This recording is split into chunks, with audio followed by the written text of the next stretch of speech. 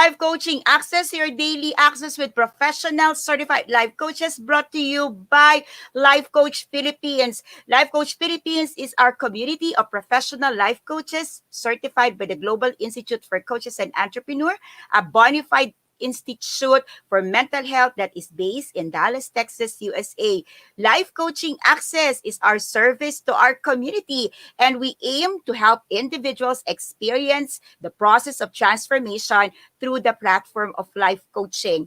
If you want to know more about our international classes and services, please get in touch with Coach Rizal 0917-586-1661 for assistance. I am Master Coach A for the way of the master, mastery with ease and grace. Your access with me is every Sunday, 3 p.m. to 4 p.m. Yes, that's right. That's going to be every Sunday from 3 a.m. to 4 p.m. It's a Sunday date with Master Coach A.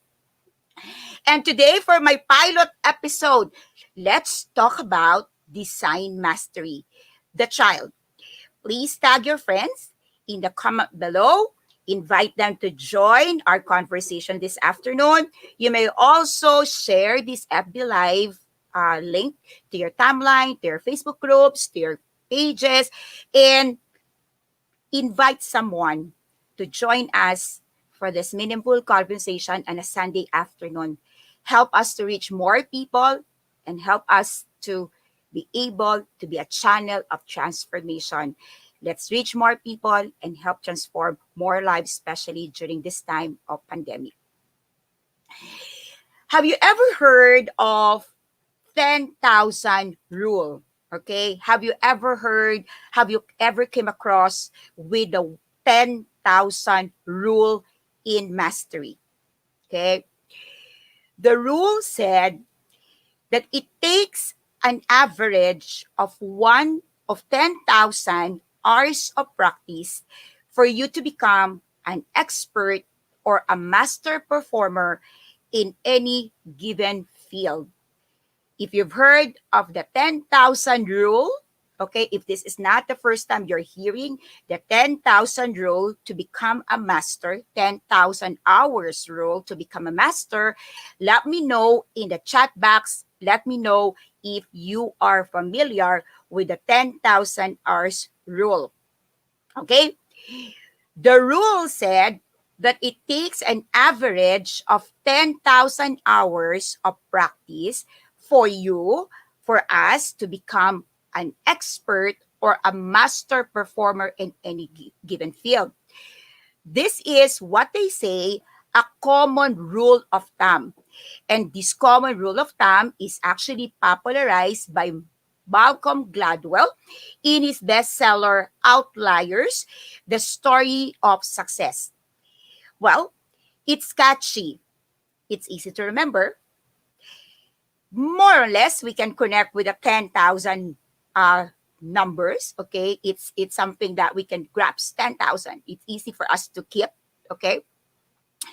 But definitely, there is more than what meets the eye in this claim or in this rule. You see, more than the number of hours that you dedicate in a particular practice, in a particular field, it is actually what you practice and how you practice that will ultimately lead you to mastery or to the mastery of the craft that you want to master. If you focus only on the amount of time that is being spent on practicing and not on the quality of that practice, then chances are the practice may not be helpful to you or it will not lead you to your desired output. Now, another thing that you have to consider when you talk about mastery is that from whom are you learning? Okay?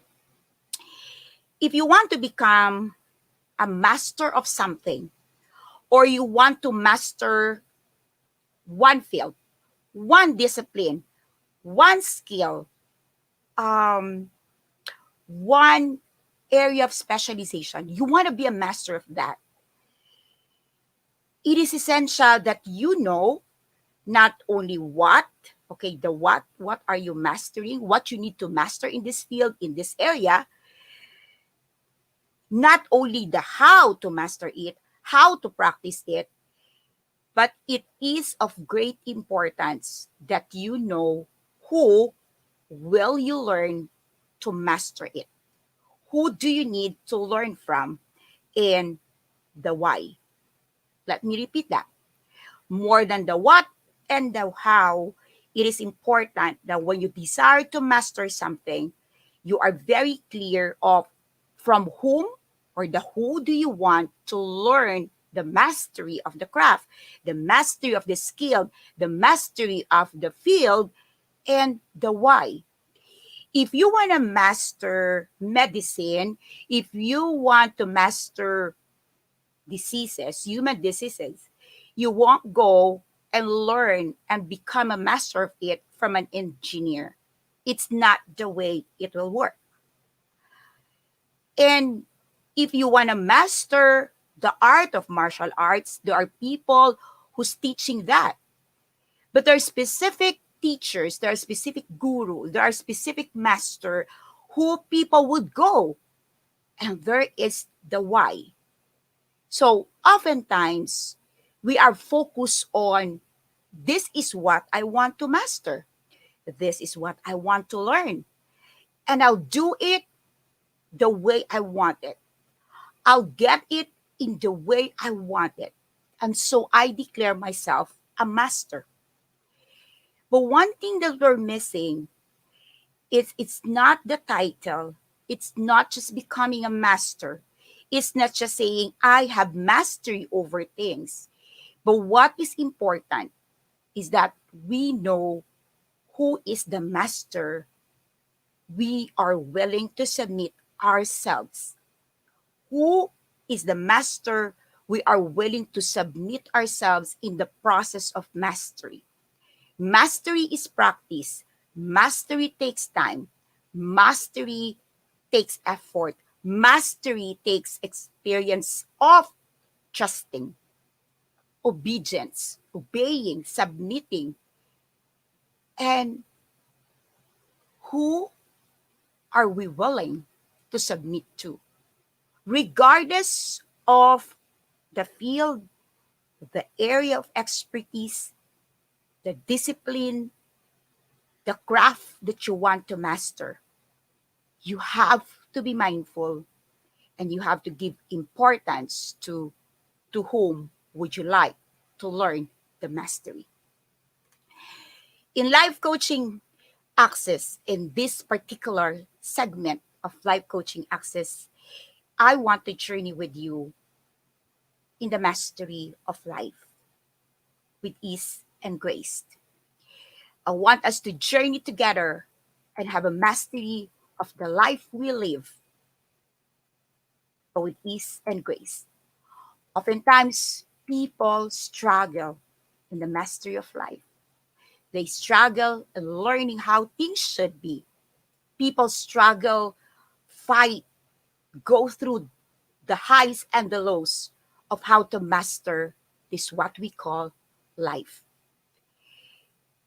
But what I promise in this segment, of mine, in Life Coaching Access, your access to professional certified life coaches, is that you will learn from the master.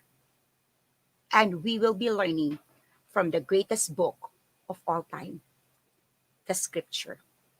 So welcome to Mastery, the way of the master with ease and grace with Master Coach A.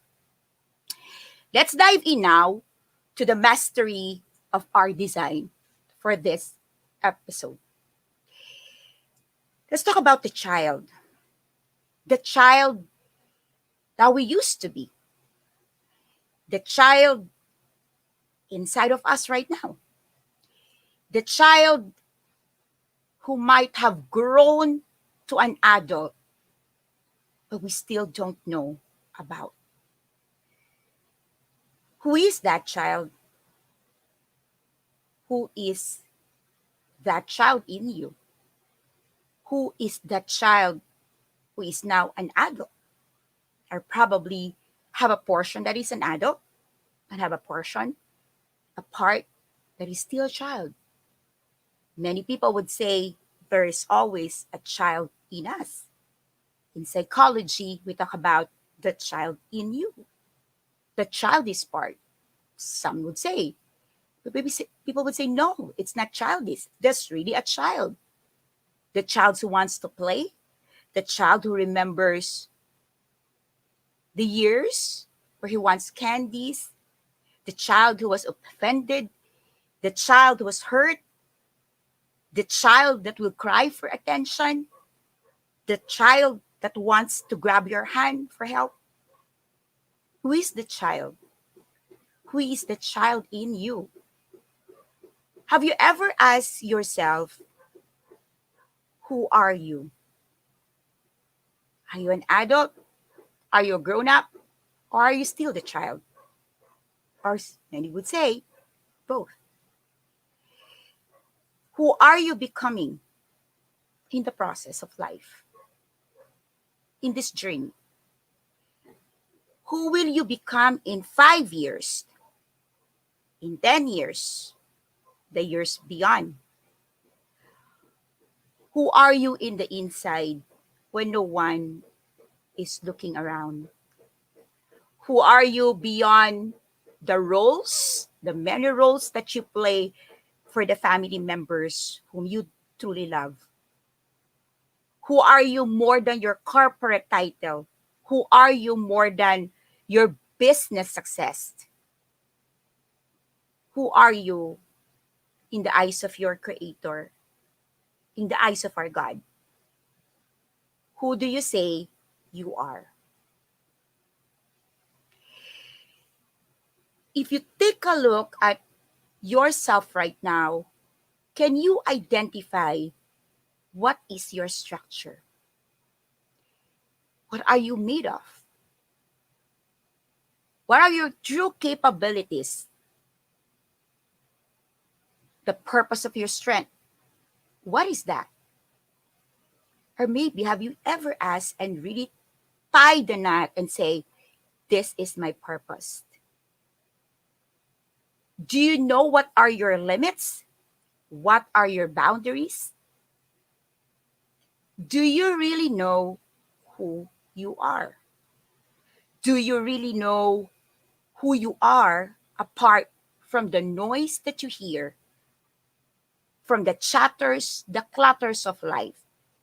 Who are you apart from the pain, the offense, the unforgiveness, the rejection, the failure, the things that you have tried and never work, and you hope it would work this time? Who are you? Look at the child that you were once knew. Knew. Did you ever know who's the child? Or you know of the child from the stories of your parents? You know of the child from the stories of your caregivers. You know of the child from the certificates, from the honors, from the medals, from the trophies. Or maybe you know the child from the failed score, from the failed grades in the report card. Or maybe you know the child from the voice of the aunts, the grandparents, or the teachers who failed to appreciate that child from the special intelligence that the child have. Who do you know is the child? How do you see the child that you were once? Who is that child when you look at your baby picture? When you look at your picture when you were 6 years old, When you look at your picture when you were 7, on your 7th birthday, if you have one, who is the child growing to adolescence period?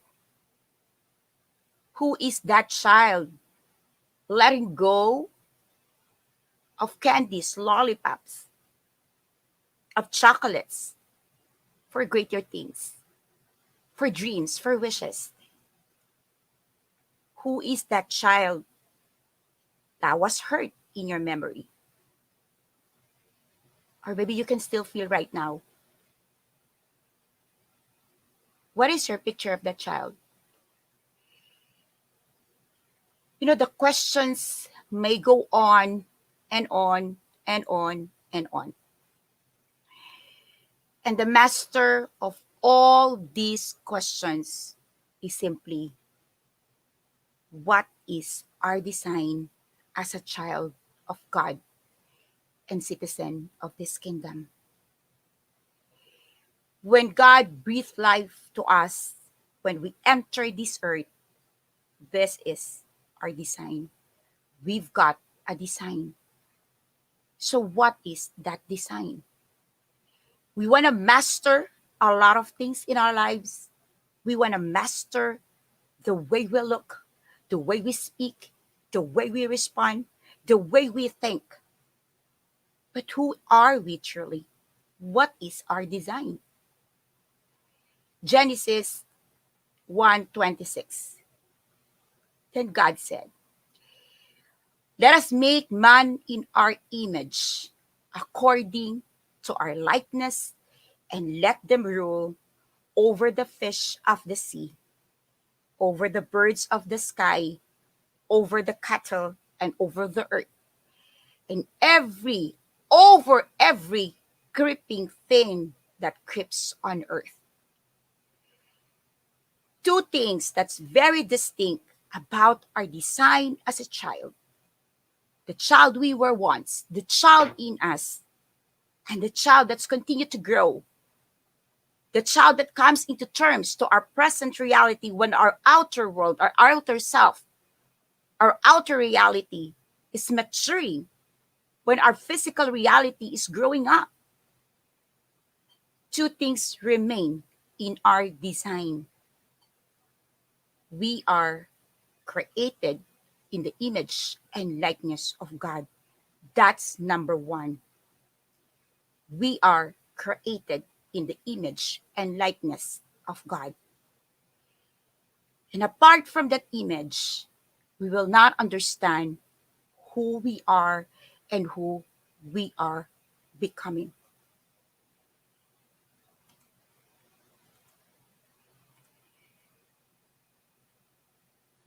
In my utmost for his highest, in November 14, Oswald Chambers have written this. In discovering our divine design, we are to look into the reality of, why do we go for continuously asking for God for guidance, sanctification, leading? For indeed, our original design, that child is actually one of God. And he said that the child's life is normally obedient. Obedient. Obedient to whom the child is created after, until the child chooses disobedience. And as soon as he chooses disobedience, the inherent conflict, inner conflict, is produced. And in that moment, we start creating that conflict even with our Creator. And so every single day we ask, lead me. Where do I go? What way should I go? What would I choose? Give me leading. We are born of the Holy Spirit. We are born of God. We are born of the divine creator. And we are of knowledge. We are of one of him. But we have allowed our disobedience to disconnect from that source, from that original design. And we continue to struggle. We continue to fight. We continue to look for ourselves, for meaning, for purpose, for directions. And we have forgotten we are created in that image. We are created in that image that can create, in that image that knows the truth, knows the way, knows how to fulfill, knows how to love, knows how to forgive, knows how to accept, knows how to be one with other human being. That is innate of us. We know that. We know that even as a child. And you look at the child, the innocent child we always call. They know how to play. They know how to sleep. They know how to eat. They know how to have friends. They instinctively know how to care for pets. They know who are adults. They know who are elders. The child knows a lot of things. We know a lot of things. And yet as we grow and mature, this body mature, this outer game connects with the outer world, we forget that original design, or we purposely forget that because we choose to disobey. We look at things in the eyes of God and say, that's exceptional.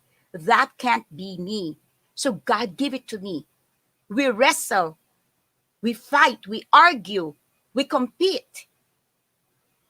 We malign people, we hurt other people. We have forgotten that our original design is of love, of peace, of giving, of understanding.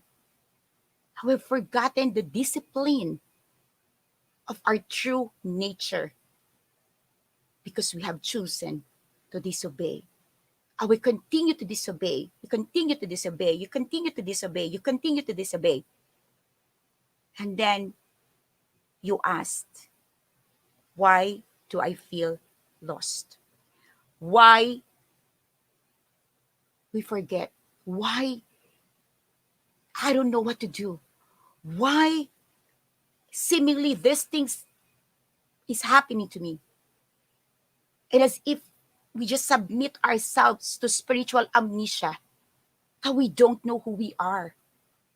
We forget our true nature. We forget that we are divine. We are spiritual being. And we start acting like animals. We start acting like reptilians. We start acting like the lowest form of animals, fighting for carrots, fighting so that we don't get the stick. Flesh, pleasure. Will you go back?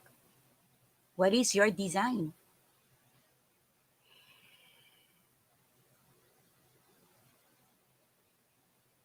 Oswald said, there was never a more inconsistent being on earth than our Lord. And that's Jesus. You've seen how he lived, how his story is told in the Bible. There's a lot of things that just like you see, that's not consistent with this is good. But you know what he said? He was never inconsistent with his Father. It means that when we look at him as a human, we look at his human affairs, we can see there are inconsistency. But the truth is, he is consistent with the Father. He is consistent as a saint. He is consistent to the principle of a divine life, a life that continuously make more and more discovery, about the humanity, about the love that fuels us. And the most humbling experience is that we've seen the truth that in death there is life. That's our design. And when all of these things happens, why and how these things could happen? Because there was the trust, there was the faith, there was the surrender.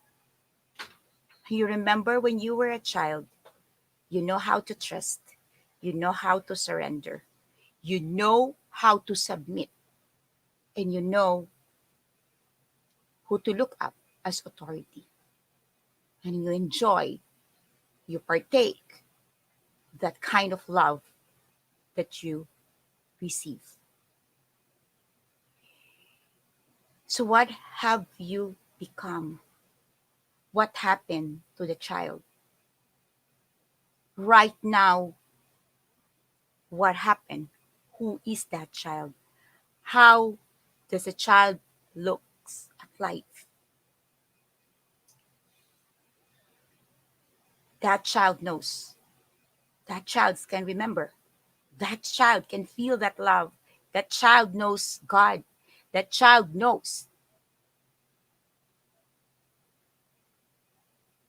that deep inside of us, the child remains. The child lives. The child knows the Creator. That child knows God. The child knows His original design. Point number 2.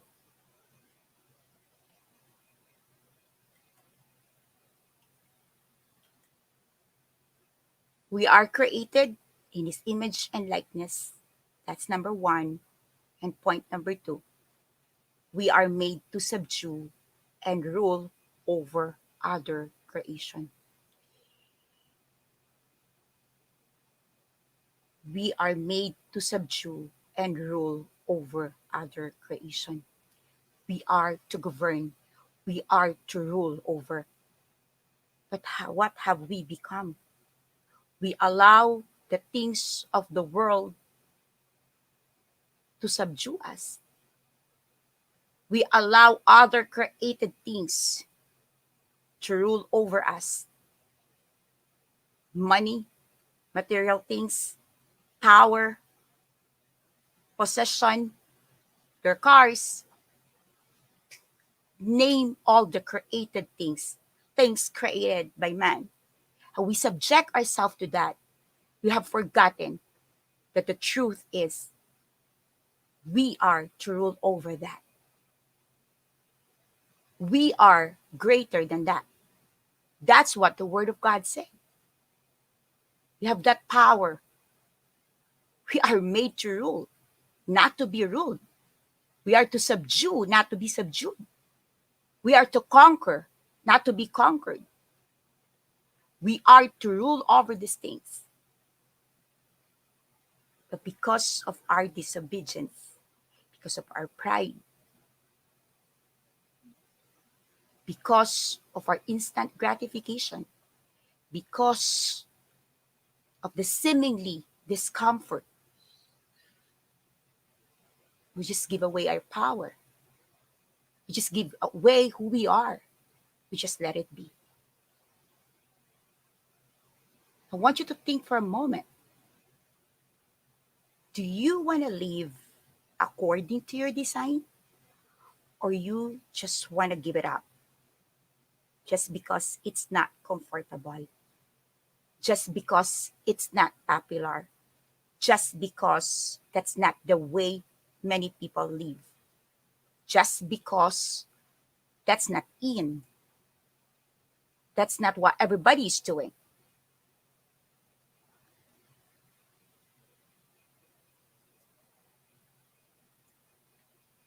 Pause for a moment. For all of you sending that message, for all of you joining me this afternoon, Ask yourself, who rules over you? Who's above you? Who do you allow to be your subject? Who do you allow to be under you? For all the things that's in there, you allow yourself to be subjected to it. What kind of life you live today? What kind of environment? What kind of space? Where are you right now is a product of your own creation. And yet you allow the pain, the hatred, the unforgiveness of that space to subdue you, to conquer you, to cripple you, and to take away from you your own power as a child of God, as a person, as a human being created in His image and likeness. God is God. And we've seen that with COVID 19. When you say you're busy, when you say you can't stay at home, when you say you want to travel, when you say you want this, I want that, I've got my plans, I've got my things tied up, I got my travel plans all lined up. Our company is unstoppable. Our numbers will double. Our sales will multiply. We will be the giant. We will be the next in thing. We will populate. We will saturate. We will dominate. We will innovate.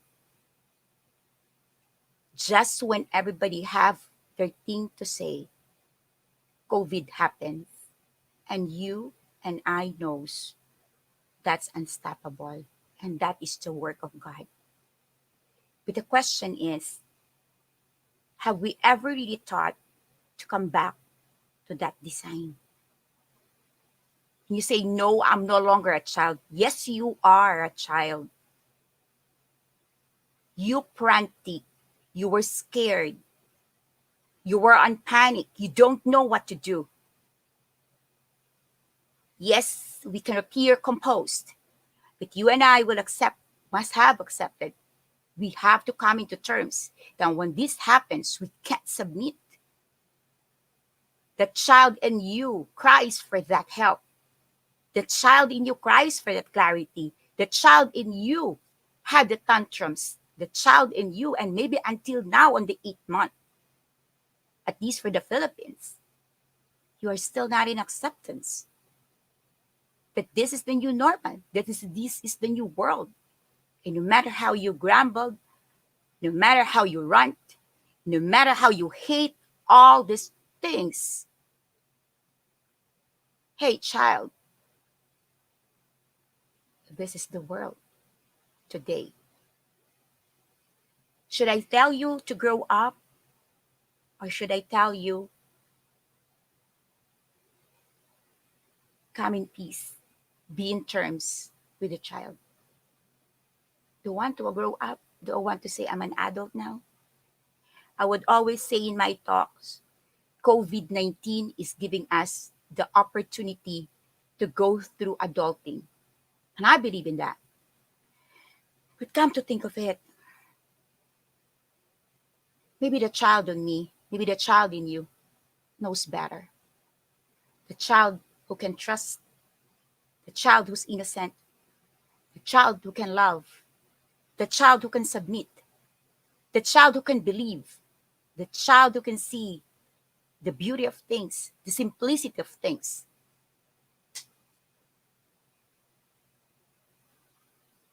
We behave like a child, but we refuse to accept that we are a child. How confused our generation is. And so, what kind of generation are we building today? You're an adult and you're listening and you're watching, maybe on a replay, maybe now. Now, you and I want to live and survive COVID. You want to see this. We want to see this over. We want to see things up in there again. What kind of generation are we building? Who is the child we are becoming as an adult? If we are created in the image and likeness of God, just as the word have said, how are we showing every single day? How do we see the world? How are we responding? How are we treating? How are we responding and embracing the truth? How do we see other human beings? Not only in your space, not only in our space, but outside our sphere of influence. Almost 8 billion people. You show up every single day. Do you realize that there are other people in the world, in the earth, in the planet Earth, fighting to survive? Or are you stuck in your own selfish desire to get just what you want, to win your own battles, to conquer what you just want to conquer? And for what? God created us in his image and likeness, for we are to lead, to govern, to have authority, to subdue, to rule over, to conquer. Sounds great, right? And I believe all of us wants that. But there's a caveat to that. For us to have that, we also have to see in our hearts that we operate in the character of God, that we respond in his character of love, that we love just as he loved us, that we love just as we love ourselves. Oh, that's difficult because many of us have forgotten how to love ourselves. That's why many people will go after classes on self love, self encounter, self discovery. That's the thing. We have forgotten that. To master our identity, we go back to the design of a child who is created in the image of God, the beautiful God, the unstoppable God, the forgiving God, the all beauty God, the all possible God, the all giving God. Until then, we will not be able to fulfill the next part, which is to subdue and rule over other creation. And if you're listening right now, you are with me. I will end this talk earlier than 1 hour because what I wanted to do is to challenge you. Give yourself a quarter of an hour, 15 minutes right now. Get a pen and a paper. Speak to the child. Remember the child. See the child. The child who is created in the image and likeness of God. The child who's created to subdue and rule over other creation. Encounter the child in you today and start mastering your own design given by the master. His name is God. As I end today's episode, I'd like to invite you to visit our coaching hub at Decaf Coffee Republic. We are located inside Pioneer Center compound along Pioneer Street, corner Brixton and United Streets, Capitolio, Pasig City. We are just across Bayanihan Center, and we can continue these coaching conversations. We can have this talk We can dive deeper to your purpose, to your calling.